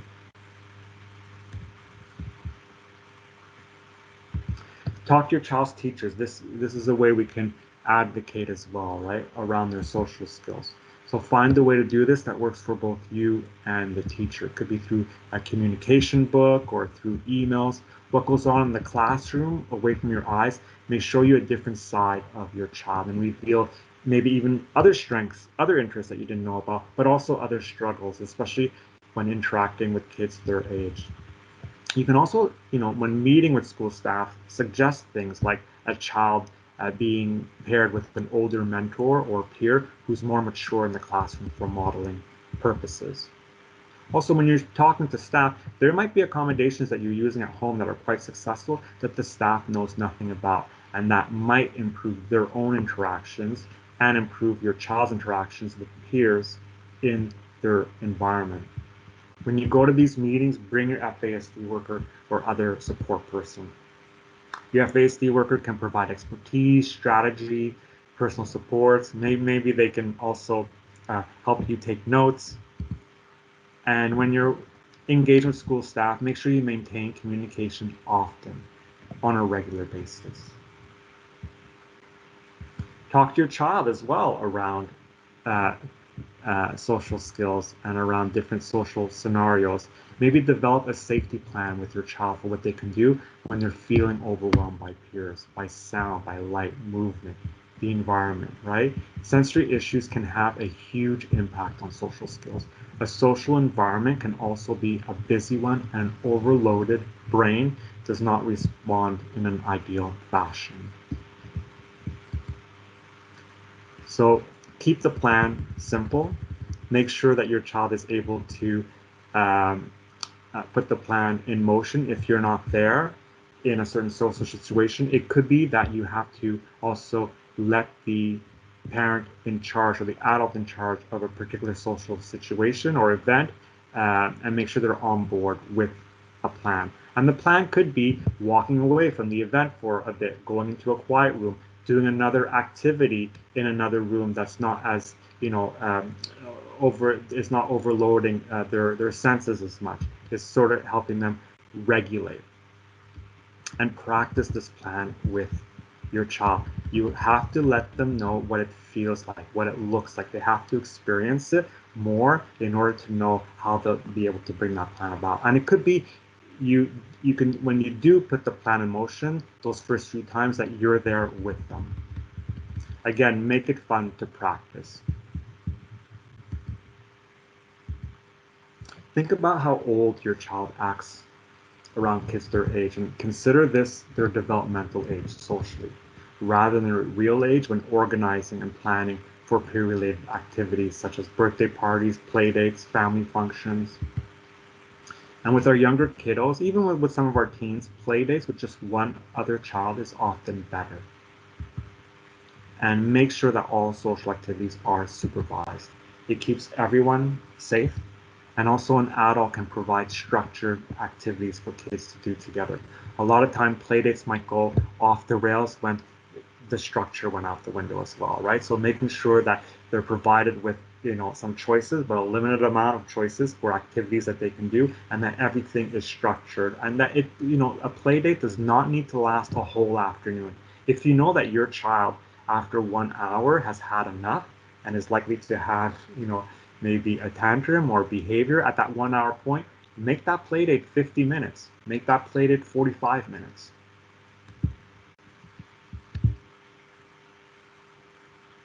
We'll talk a bit more about putting a plan in motion for your child, with your child, in affect regulation. We talk about emotional regulation, because there's other pieces there that you can put in place to make that sort of plan successful. Okay, still on social skills, sexuality and sexual education is essential. And it should involve teaching things like public versus private. These are the things you can do in public. These are the things that you should be doing in private. Talking about informed consent regarding sexual behaviors. Giving your child, your youth, information, especially if they're using the internet, about online sexual behaviors. Telling your youth about pornography, about the distribution and creation of sexual materials. And making sure that they're able to come to you at any time to discuss these topics. We don't want it to be taboo between you and your child, and then your child gets that information elsewhere, right? Or gets no information. So we want to teach, we want to inform, and we want to have as many conversations as needed. Don't avoid this conversation if your child brings it up to you, right? And let them know that they can ask you anything, anytime. Here we're really involving them in that accommodation. They're a big participant in that accommodation, in that strategy of how we deal appropriately with sexuality. And some sexualized behaviors, especially in our younger kids, some sexualized looking behaviors such as self-stimulation or masturbation may actually be sensory in nature or soothing when anxious. So be prepared to talk to our little ones about appropriate ways to meet these needs and avoid shaming. Find a safe, appropriate space that they can build this into a habit, into a routine when they engage in this behavior. And it may take some time for them to go to these private spaces, such as their bedroom, on their own. And so at the beginning, they may need some reminders. They may need your support to facilitate that for them. There's some great websites out there. There's a really good one for parents called teachingsexualhealth.ca. I love their tagline, be proactive, be prepared. And then there's a really good one for youth called amaze.org. And they also have Amaze Junior on that website for younger kids. And their tagline, also amazing, more info, less weird. Perfect. Okay, this is our last brain domain that we'll touch on today, and that's affect regulation. When we talk about affect regulation, what we're talking about is a skill of managing and controlling your emotions, your thoughts, your behaviors in a way that best helps you navigate the world around you. A lot of time when we talk about self-regulation too, we're talking about emotional regulation, right? And that refers to how efficiently and effectively a person deals with a stressor and then recovers. All of us get caught up in a wave of emotions, in a wave of thoughts too, that lead us to behaviors that don't help us. As well, all of us naturally produce bursts of energy to better respond to danger or what we perceive as danger, right? The fight, flight, freeze response. Most of us know what that is, but fight, flight, freeze, just to unpack it a bit more, is your body's natural reaction to danger. And it helps you react to things that you think are threats, what you perceive as threats. So on the news, you might hear someone say, he came at me and I don't know, I just pushed him to the ground. That's fight. Or I didn't have to think, I just jumped out of the way. That's flight.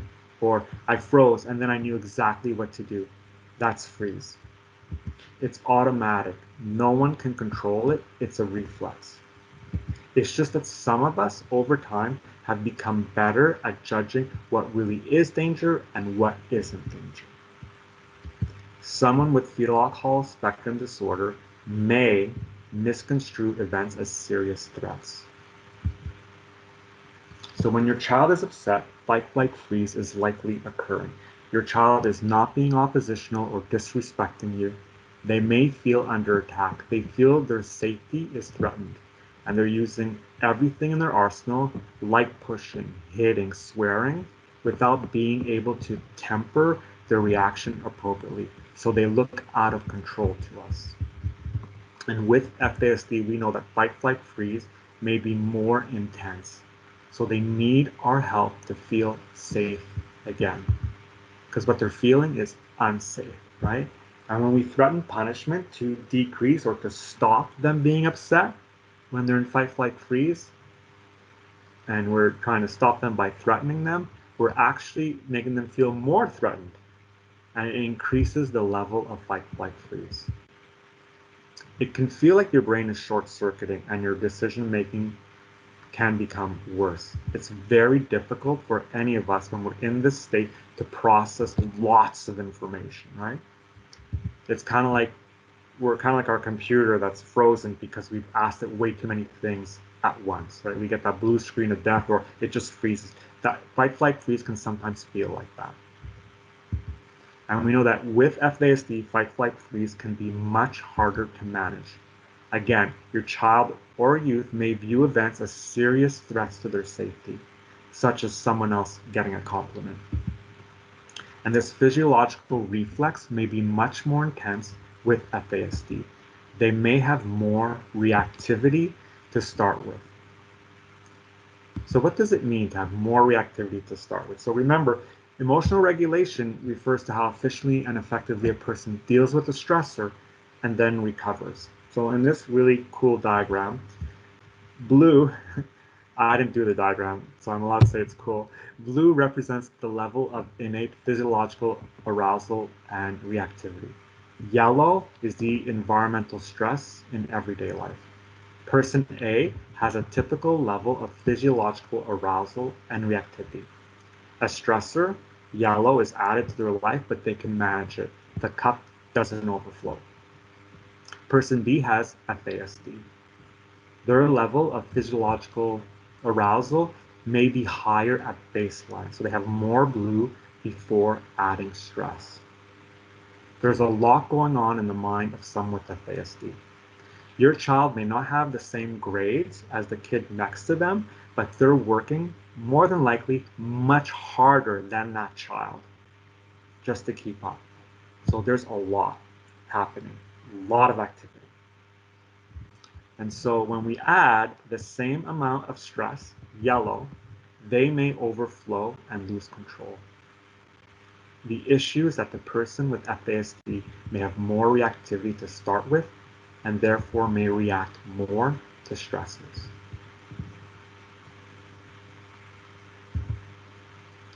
So your child is not getting upset on purpose. They're not being manipulative. And accept your child's emotions, right? Everyone has a right to be upset. And being mad at your child or your teen for having the gall to be upset will send them deeper into fight, flight, freeze. It's better to accept, remain calm, and you can talk about it, but later. You can talk about what happened later, not in that moment.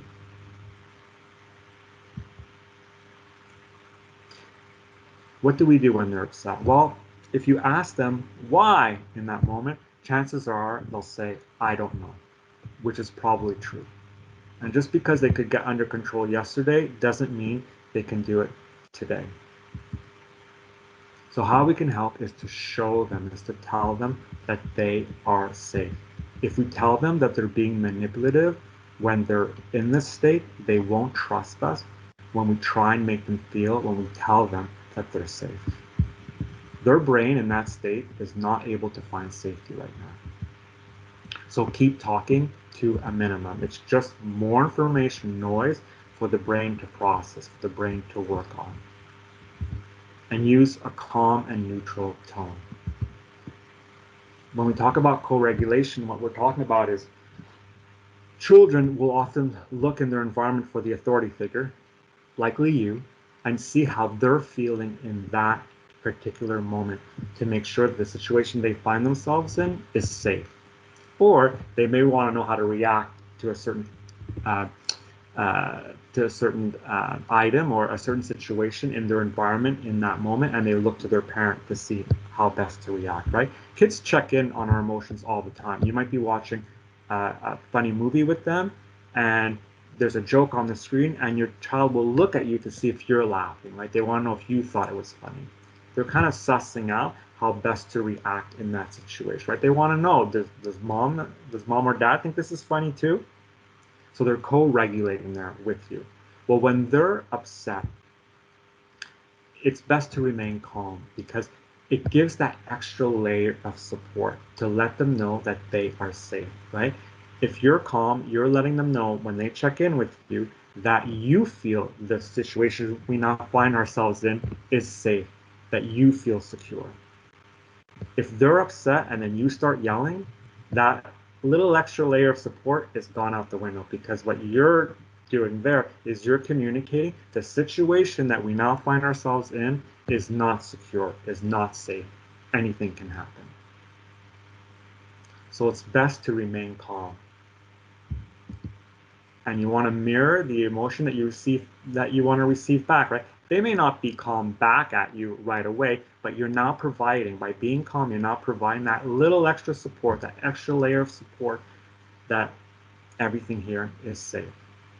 To make them, that extra layer of support starts to make them feel safe, right? Because you're communicating in your actions that things are secure. So no threats. Remember, threats send them more into fight, flight, freeze, and they'll likely, their brain, things will worsen. Their brain may misunderstand the threat. They may understand the threat as being much worse than it actually is, or they may understand nothing. And when your child is in this state, teaching is close to futile, so avoid lecturing. Instead, develop a plan, and this could be the same kind of plan you develop for social skills. Develop a plan with caregivers, and you can also involve your child in this plan, and it could be a lot like the plan that you have for social skills, that plan B, when they feel a bit overwhelmed with certain social situations. Here, what we're doing is we're developing a plan with co-caregivers what to do when the child is upset, and we're talking about the kinds of triggers, common triggers and causes, and we're sort of laying them out. We're labeling them so that we know how to avoid certain situations, but also how we're going to, it helps us to prepare how we're going to react in those situations. And you want all the parents, all the co-caregivers that are involved in that child's life to be on the same page on how we react. Because being prepared will give everyone confidence and calm during meltdowns.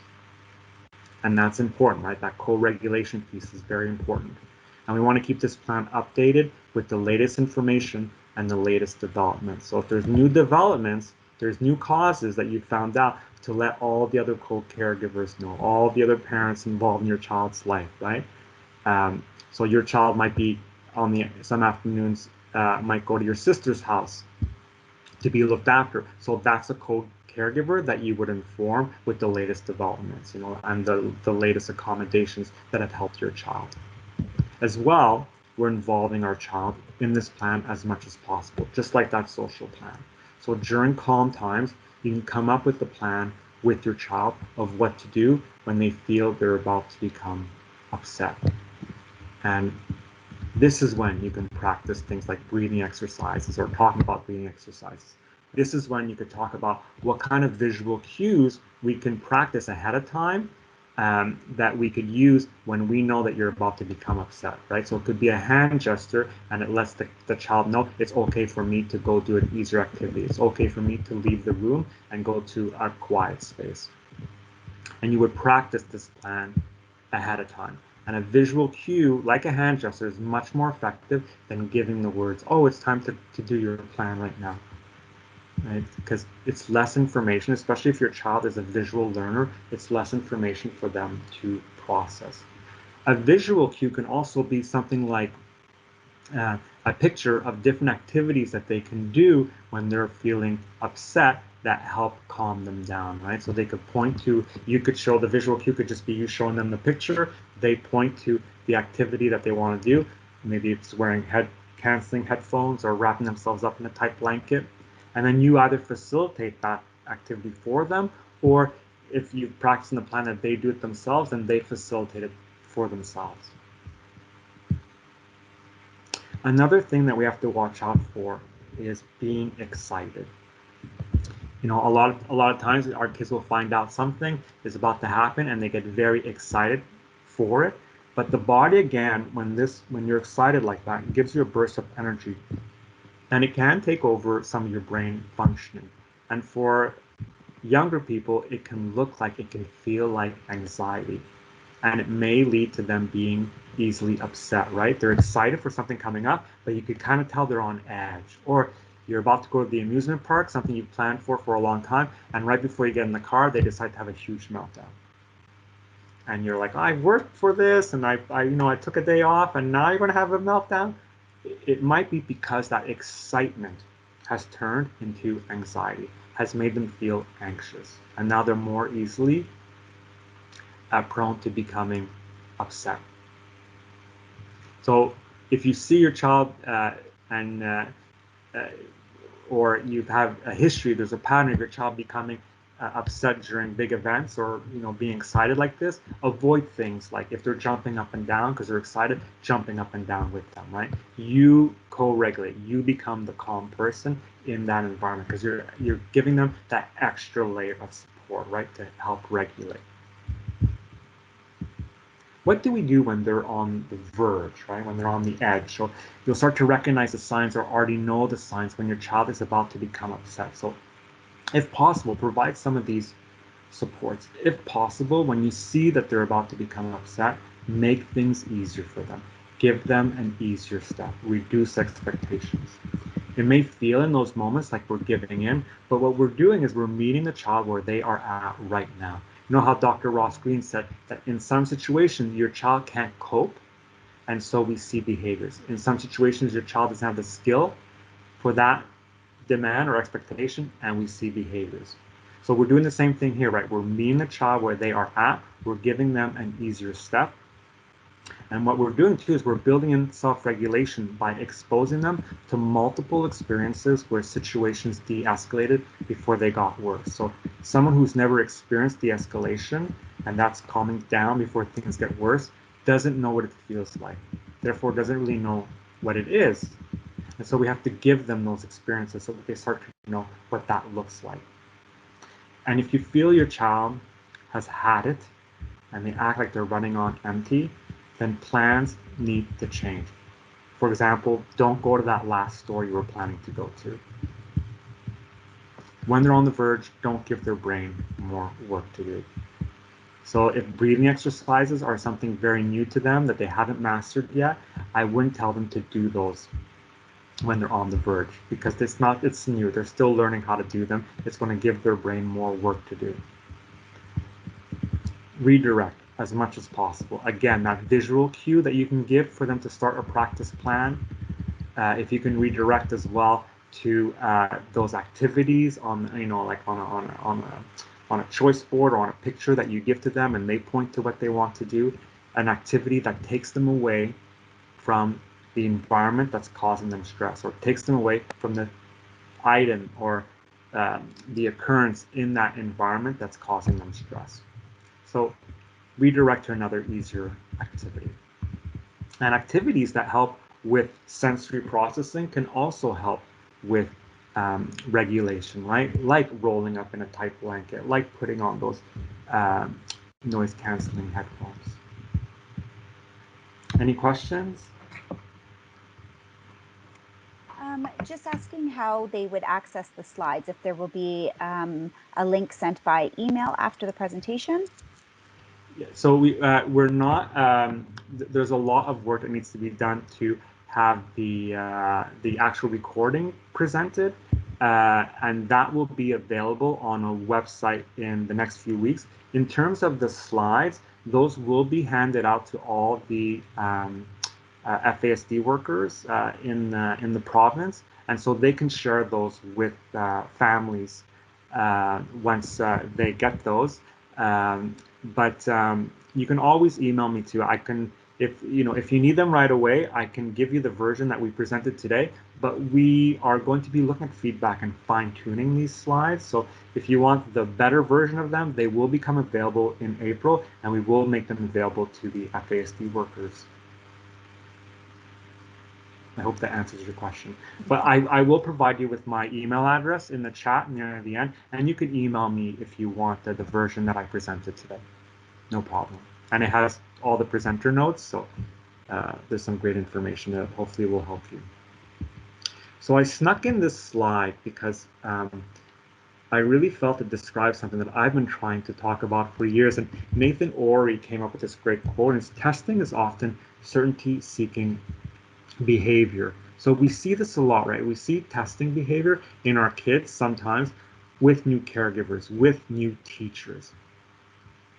And we think, well, they're just trying to see what they can get away with. They're pushing the limits to see what they can get away with. But what's actually happening, and this really rung true to me, and I always knew that we always got this wrong, this trying to see what they can get away with. But what's actually happening is kids are, when they're using testing behavior, they're testing for safety, they're testing for consistency. Because they do it in certain situations where consistency and safety have been taken away. There's an element that has been of consistency that has been taken away in that environment. It's caused them some sort of anxiety, and now the testing behavior begins.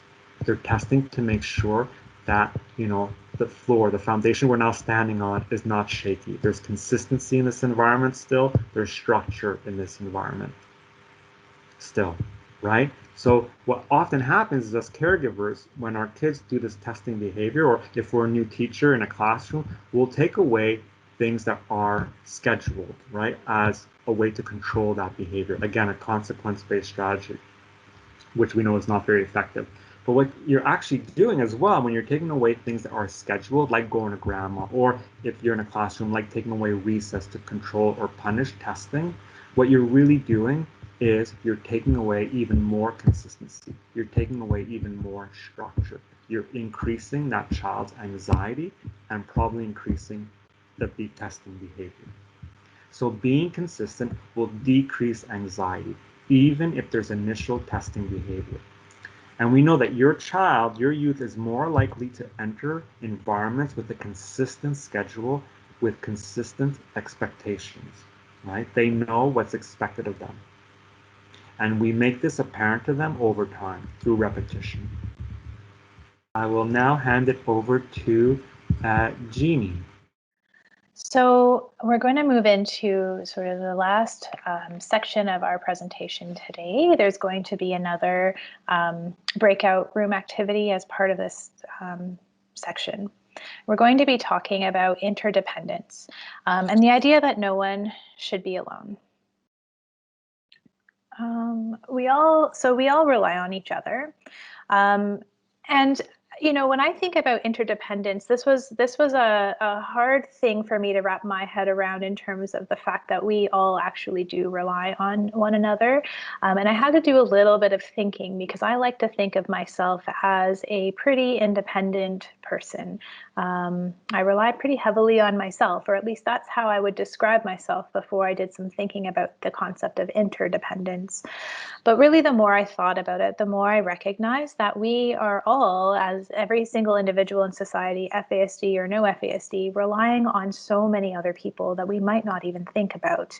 Even in terms of, you know, my ability to sit here and deliver this content. You know, I had to rely on lots of folks to put this content together for me. I had to rely on a computer manufacturer to make the computer that I'm sitting in front of. I have to rely on the folks who actually invented the technology, you know, Microsoft Teams. There are hundreds and thousands of people behind all of the things that I need to be able to sit here in front of this computer and deliver this content. But even beyond that, I didn't invent the English language either. There's you know, generations of people before me who have put together the words and created grammar. So the idea of interdependence is actually something that I think it's worth all of us really sit with and understand that it's not a value that we're shifting. It's actually a value that we're starting to name and understand because we're all being interdependent. And as your child gets older, you know, they might need support in other areas as well, such as money management, maintaining their jobs and responsibilities, housing, life transitions. And again, I'd like to sort of speak to the fact that probably many of us do get support in a lot of these areas as well, right? For money management, many of us might have investment professionals that help us with that, or you know, same with housing, we have mortgage lenders, or you know, we do also rely on other people to support us in these areas. Where that differs for individuals with FASD is they might need more hands-on support, and they might need it to be a little bit more concrete. So they might need more concrete support in those areas. So the way we want to start sort of approaching that idea is thinking about starting a circle of support for your child or youth. And that's a group of individuals to support the person during decisions about their life. We want this to be in place early, right? To provide caregivers with support so the caregiver isn't the only one who's supporting the individual, and also in case something happens to caregivers. So we know that many individuals with FASD are being raised by folks who are not their biological parents. So that might include grandparents or older adults who are supporting these individuals. And so we really want to make sure that there's a nice, solid circle of support around our individuals with FASD from an early age. Also, it helps our individuals get used to the idea that decisions are made in a group. Decisions are made with discussion. Decisions are made with support. And so the earlier we can get them used to that idea, the easier it is to help them remember that when they're older, because it's just part of that routine. And again, as Eric mentioned earlier, the repetition and routine actually reduces the amount of thinking and brain space that has to be in place when these situations are coming up. So members in the circle of support should know your child or youth or adult and care about them. And these can be family members, professionals, friends, anyone can be invited to be a part of this group. But one of the things that's important is to involve people who can actually help make things happen. So the circle of support is really not intended to be a group of people who can talk about ideas and who sort of then leave the implementation of those ideas to the individual with FASD. A lot of times we rely on the individuals in the circle of support to actually make things happen for our children and youth. So we need to remember that members of the circle of support may change, and it's important to add people for upcoming changes and issues. So these are things, for example, frequently in Halton, we work from a service coordination model. So when we are supporting an individual with FASD, let's say they're just starting to have some challenges with dysregulation and, they're maybe damaging some property in the home, or they're maybe making some threats to harm, we might involve the social worker from our Halton Police Service to be part of the circle of support. And what that person can do is get to know the family, get to know the situation, also sort of provide some information about what might happen should the parents need to call police for support, and can also start to share information with police about what's going on in the context of that family. So really, that's not somebody who's there to be punitive, but their role is really to add to that circle of support, so that as things change, if there is an intersection with the justice system, that there's a readiness for that in terms of the team. In terms of the youth's experience, at a certain point, we can involve the youth to meet with their circle as friends who can help to sort things out that might be worrying them. And it should be a positive experience, so the youth will be motivated to maintain their participation. We want to make sure that there's always a focus on strengths, and there's a focus on building self-image, so the confidence level will be reflected in your youth's effort level. So this is the idea here, really, is that we do want to involve the youth's voice.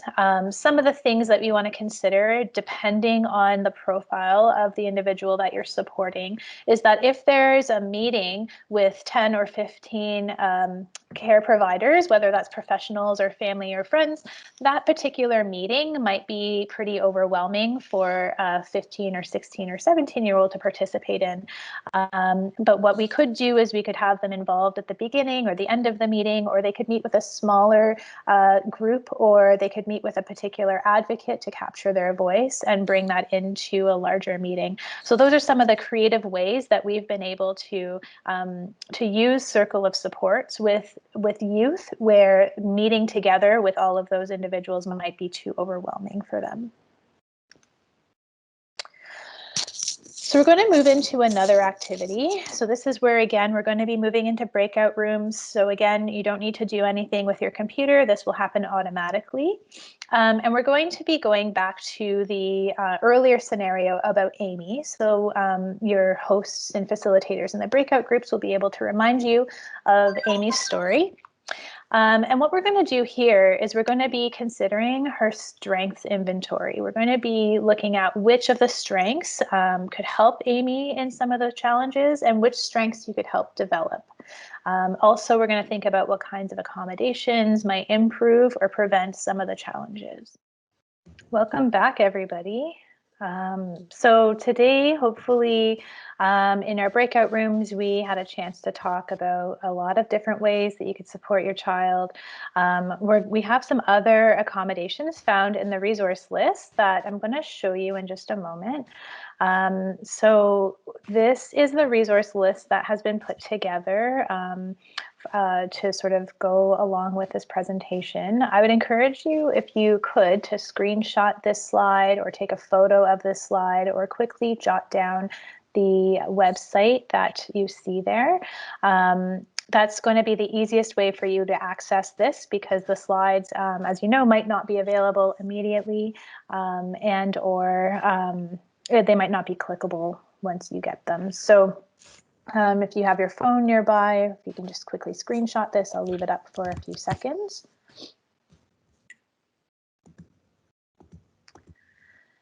And a lot of the content that we discussed today that Eric referenced would be in the resource list. This is the resource list that he was referring to. We also have coming up in April an e-learning module. It's called Living Life on the Flip Side, A Caregiver's Perspective. And it will soon be available online. I do believe that ROC is hosting it at rockonlearn.ca. So rockonlearn, Learn.ca. It's not currently posted, but if you are interested in going onto that website, we do have 2 other FASD e-learning modules. One is for birth to 6, and the other is for folks in the justice system. So, but this one about a caregiver's perspective should also be hosted there as well. And the idea is to provide caregivers with tools to build on their strengths, broaden their knowledge of FASD. And like I said, that should be coming up in April of 2021. Other resources that are available to you in the province is your FASD worker. We have a variety of titles. Some of us are called FASD workers, some of us are called FASD coordinators, some of us are called FASD consultants, but we're all the same role. And so if you haven't already done so, please feel free to connect with the FASD worker in your area. You can go to the FASD Ontario website, which is also listed here. Again, I encourage you to write it down or take a photo of the website on this slide. And that website is sort of a compilation of all of the up-to-date Ontario-based FASD information that's available. And again, just a reminder that your child or youth only needs to be suspected of FASD to receive supports from an FASD worker. There doesn't need to be a diagnosis. We recognize in Ontario that there are a lot of barriers to diagnosis for a variety of reasons, and so we wouldn't want to limit the ability to support your family or your child based on not having a diagnosis. Another resource that's available across the province, there are multiple family and caregiver support groups. And again, you can find the one that's closest to you by using the FASD Ontario website, same website that I just had on the last slide. And these groups are really an opportunity for mentorship, information sharing, emotional support, and awareness activities for parents and caregivers who are supporting individuals with FASD. I know in Halton, we have a support group for parents who are parenting children of FASD, and we also have a support group for parents of adults with FASD. I've also heard that there's a support group for adults who have a diagnosis or who are suspected of having FASD as well that's been put out recently. So there's so many options. Feel free to check out this website to see what's available in your area. We also want to acknowledge that FASD is not an Indigenous issue and that it affects all walks of life, all cultures, and all communities. But we'd like to highlight a resource today that some of our contributors have put together. So that resource is Parenting Indigenous Children with FASD, a guide to culture for non-Indigenous caregivers. And that's also provided in the resource list. The idea here is just to respectfully connect the child to their culture, and that can be found in the resource that's listed below, which is in the resource list. So I'm conscious of the time. I do see that it's 12:30. We have a few bits of recognition that we'd like to go through. Eric has quoted Marianne Bunkowski a few times. She's a Halton parent, so we know her well and we love her here in Halton. And she has another quote here that says, "We know that parenting children with FASD can be rewarding and our loved ones can live successful, productive lives with support." Marianne was one of our partners, but we have many partners who have come together to contribute to this presentation and this workshop. And here are some other folks. Hello. And we do want to say one quick little thank you to our sponsor. So Thank you to the Ontario Ministry of Children, Community and Social Services, whose funding made this workshop possible. We have some references here. When you get the slides, you can have a look through the references as well that we've used. And I'm going to turn this over to Meera now, just to do our outro to close off the presentation today.